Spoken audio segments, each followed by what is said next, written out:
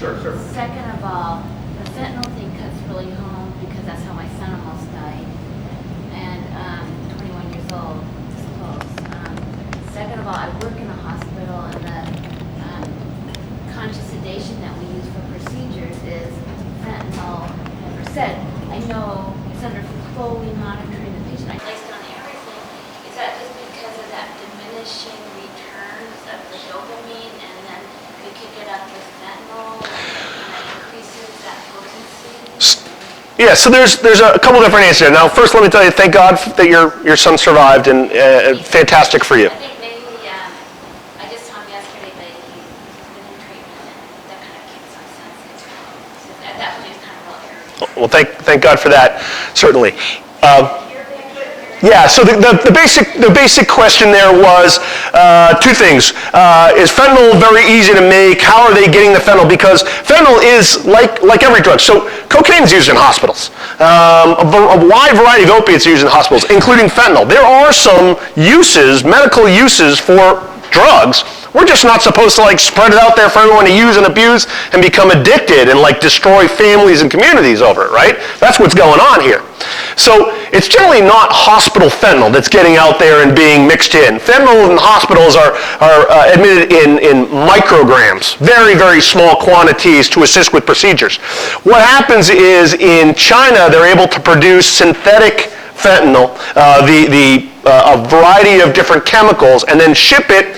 They were shipping in the United States. Nowadays, fortunately, between the DEA and a variety of other government agencies, they've really locked down the amount of chemicals that can come in from China and land in the United States. So what they do is they send it either up to Canada, north of us, or the vast majority ends up going south of us, down to the cartels down in the Mexico area. They will then mix it together, and for about $5,000, make a kilo of fentanyl. I can't tell you how many times that we have, and I'll say we as law enforcement in general, but particularly the Phoenix Police has an airport unit, narcotics guys, great group of guys and girls that work out of the airport, and they have seized a number of kilos traveling in people's baggages, in their checked bags that were being shipped to different parts of the United States. Now you can imagine that if a plane depressurized, so fentanyl becomes aerosol, it's very light, powdery product. And if it aerosols, it'll get in the air and whatever else. We've had a number of law enforcement agencies that have become affected because they aerosoled the fentanyl when they went in to do an investigation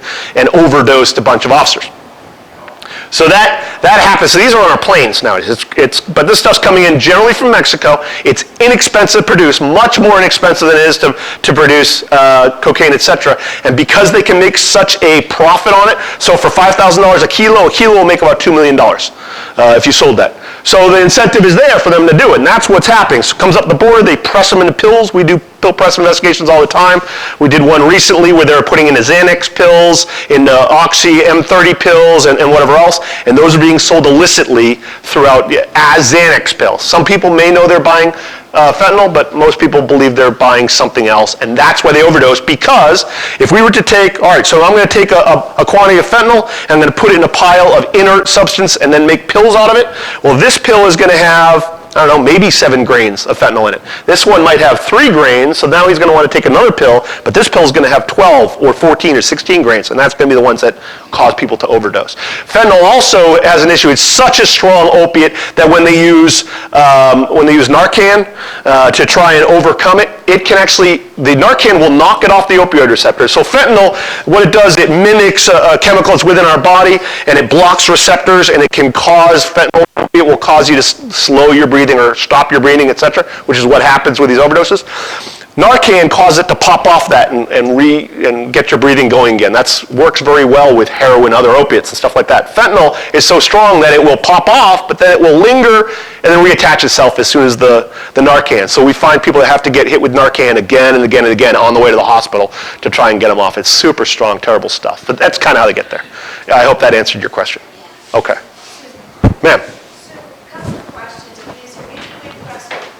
So, all right, so I'll tell you, so first of all, obviously I'm with the Maricopa County Sheriff's Office, right? But I have my own my own experiences, my own opinions based on those experiences and whatever else. So I don't speak on behalf of the Maricopa County Sheriff's Office where I tell you that, because I'm sure they have their statement of how they would like to say.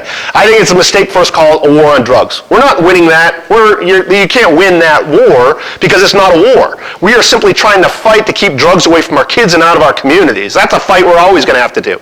It doesn't matter. You can see how drugs are progressing, right? Fentanyl wasn't around 10 years ago. Fentanyl. Concentrates weren't around. I never arrested a person for hash before 2008. That stuff wasn't around. There was no e-cigarette carts. Drugs will progress as we go on. I mean, 20 years from now, there'll be some kind of green goop that people will put up their nose or whatever it is.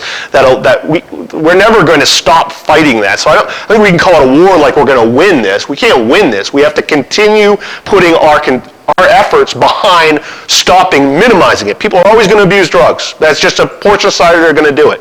We have to minimize the amount it affects us, our families, our communities, do our best to help those people that did get addicted, that did get exposed, to recover from it and stop using it in the future.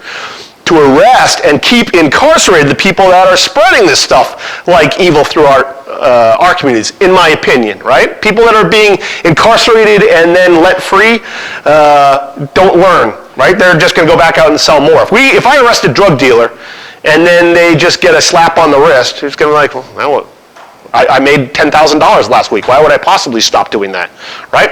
The new law that they are trying to pass as a proposition for the legalization of marijuana is going to come this next year. In there is writing. So you got to read this and make everyone else understand what's in that law. There's a lot of loopholes and whatever else. In that law, it has wording that says if they pass that law, anyone that was convicted of a marijuana offense ever in the state of Arizona, or a narcotic offense, not cannabis, narcotic offense, cocaine, crack cocaine, heroin, if they were convicted of it, that'll be expunged from their record. They will no longer be a felon. Get back out there and vote, whatever, own a gun, whatever you want to do, boom. The problem with that is this, and I've been doing narcotics investigations for 20 years, right? When we arrest a kid that's in control of a stolen car or has burglary stuff inside their car, stolen property, whatever else, many times we can't identify the victim, or it simply is easier if they have drugs on them, the conviction they get, the plea they take will almost always be for the possession of drugs. It's felony, right? So they get a felony on their record, which is what the prosecutors want. We don't have to drag the victims into court, make them testify before a jury, etc. So many times people that have these other crimes that had drugs on them will take the drug conviction. All those will go away. So we'll be expunging the records of a ton of auto thieves and burglars and whatever else. They'll just go right back to work. I mean, it's a terrible idea. This is what they're going to pass, or try to pass, I should say. I hope that answered your question. I'm droning on here, boss. How long do I have? Right on. Anybody else have a question, ma'am? So this is great information that you aren't sharing. But, well, I try and spread it exactly this way, right? Anytime that the sheriff's office, again, is committed to spreading as much information about the problems that we have with drugs, with our society. So they'll allow me and come to speak. And I train as many other officers as I can. I go to different conventions and whatever else and teach that kind of thing. Small groups at a time. Hope that those groups. If I tell one people, it's like that old, was it like a hair commercial or something like that. If I tell one person, they'll tell 5 people. Hopefully they'll tell each of them will tell enough. And that's how we get the word out there. So the only way to do it is start to give real information, stuff that catches people's attention, and then fight back against it. Fight back. If I see on my Facebook thing, if I see one of my friends, and I'm a fiscal conservative guy myself, right? I'm okay with a lot of liberal ideas. Some I'm not so good with, some I'm okay with. I'm not a big fight with people politically kind of guy, but and I have friends that are the whole range, from very liberal to very, very conservative.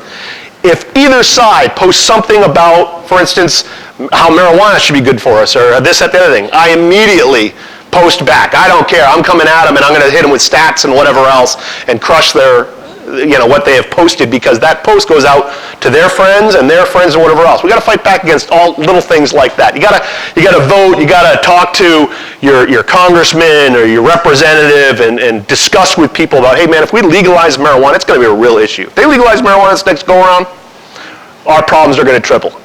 They're going to triple. Sir. Put you on the spot politically. Sure.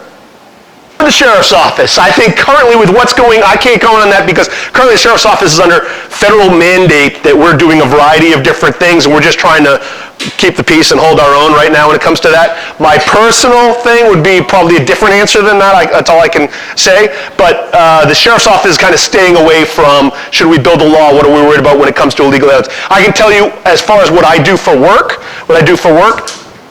I'm after, it doesn't matter if they're here legally or not. If they're selling drugs to our communities, I'm all over them. Doesn't matter if they're white, blue, green, red, orange, yellow, doesn't matter. I'm taking them out. And I probably arrest more white people than I do any other color based on the type of investigations that I do. But I'm saying that could be one of the biggest blocks for coming over. the vast majority of our drugs, there's no disputing, the vast majority of drugs come in the United States, come in through our southern border. We are part of the Sinaloa cartel's corridor, runs right through Phoenix. They do a mass amount. My unit does open desert interdictions, and one of the other things we get to do is we dress up in camouflage, we go hide out in the desert, and we catch the guys that are coming over the border. Used to be, 10 years ago, that they would just pack in marijuana, 10 guys with 75 pounds of marijuana each coming through the desert 8 days. Now we see more and more cocaine and heroin coming in that way, and the latest trend is they're taking the marijuana, they're reducing it down into cannabis oil, and they're shipping that in through the desert. So we interdict those guys as much as we can. But that's where most of our drugs come through. However we can stem that is only going to be a positive effect to us in the United States. If we can slow the amount of drugs that come over the border, a variety of ways that can happen, wall may be one of them. Sir? So it would seem to me There's a ton of literature that's out there, both on social media or through studies that are done and people that have written books. There's a ton of it. There is a ton of it out there. And I could point you to my links, which you can get through there. I'd be more than happy to try and locate anything you need on there. But yeah, if you open your, if you just look at the library or peruse through Google or whatever else and start to look for it, you'll find more than you could ever imagine that's actually out there. You just have to weed yourself through the paid ads and stuff that take up the first 3 pages of Google, where it's all pro-marijuana stuff, and get to where the meat and bones are, which are ones that are done through true studies or done by Psychology Today. I'm not asking you to look for something that is written by law enforcement, nor would I ask you to read something that's written by pro-marijuana. Look for the doctors and stuff that are actually doing true studies and see what they're actually saying, and base your stuff on that. We good? Yep, good on time. All right.